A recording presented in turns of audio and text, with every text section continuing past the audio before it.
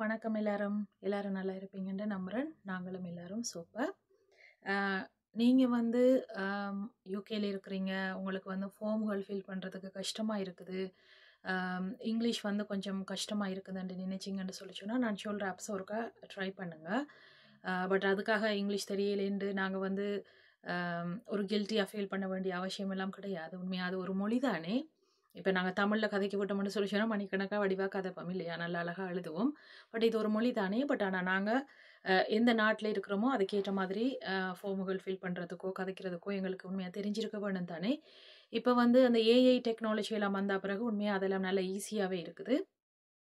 நாங்க ஏதாச்சும் form fill பண்றதுன்னு சொல்லி சொன்னா, ஒரு பயமுமே தேவையில்ல. இப்ப நான் சொல்ற அ டிப்ஸுகள வந்து கட்டாயமா நீங்க ட்ரை பண்ணுங்க. அது சரியான யூஸ்ஃபுல்லா இருக்கும். ChatGPTன்ற ஒரு ஆப் ஒண்ணு இருக்குது.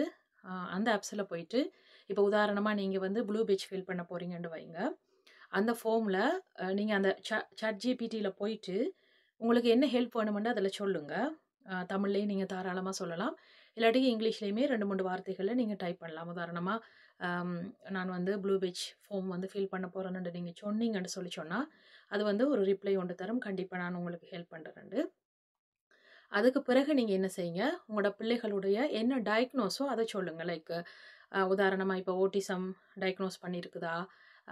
ADHD டயக்னோஸ் இருக்குதா? லேர்னிங் டிஃபிகல்டீஸ் இருக்கும். அந்த மாதிரி. ஸோ என்னென்ன டயக்னோஸ் இருக்குதோ, அது எல்லாத்தையுமே வந்து அதில டைப் பண்ணுங்க.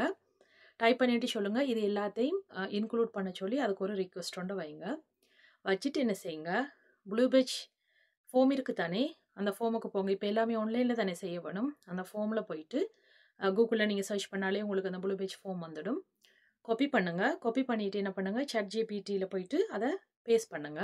பேஸ்ட் பண்ணீங்கன்னா, அதுக்கு என்ன கேள்வியோ, அதுக்குரிய பதில வந்து ரொம்ப அழகா ஒரு ப்ரொஃபஷனல் எழுதுற மாதிரி சூப்பரா எழுதி தரும்.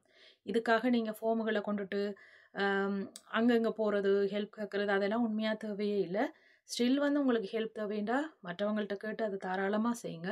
இருந்தாலுமே உங்களாலயுமே கண்டிப்பா செய்ய முடியும். அப்படி செய்ய முடியும்னு சொல்லிச்சுன்னா, இந்த ஆப்ஸ வச்சுக்கொண்டு ஃபார்முகள் ஃபில் பண்றதெல்லாம் செய்து கொள்ளுங்க. உண்மையா நான் நிறைய ஃபார்முகள் அந்த மாதிரி தான் நான் ஃபில் பண்ணுவேன். இப்ப உதாரணமா ஸ்கூலுக்கு ஒரு இமெயில் அனுப்ப போறீங்களா? என்ன பிரச்சனைன்றத வந்து ஒரு 4, 5 வார்த்தைகள்ல அந்த ஆப்ஸ்ல போயிட்டு நீங்க சொன்னீங்கன்னா, சொல்லிட்டு நீங்க அது என்ன வேணுமன்றதையும் சொல்ல வேணும். இமெயில் எனக்கு எழுதித்தான்னு சொல்லி கேட்டீங்கன்னா, நல்ல அழகா எழுதி கொடுக்கும். பள்ளிக்கூடத்துக்கு மெயில் பண்றதோ, இல்லாட்டிக்கு வந்துட்டு ஃபார்முகள் ஃபில் பண்றது, என்ன ஹெல்ப் வேணுமென்றாலும் அந்த ஆப்ஸ் வந்து உங்களுக்கு அழகா செய்து கொடுக்கும். ஏஐ வந்து உண்மையா அது நிறைய நல்ல விஷயங்கள் இருக்குது. நாங்க வந்து எங்களுக்கு ஏற்ற மாதிரி நல்லபடியா அத வந்து பயன்படுத்திக் கொள்ளலாம் இல்லையா? ஸோ ஐ ஹோப் எல்லாருக்கும் இந்த வீடியோ பிடிச்சிருக்கும். அடுத்த வீடியோவுல சந்திப்போம். நன்றி, வணக்கம்.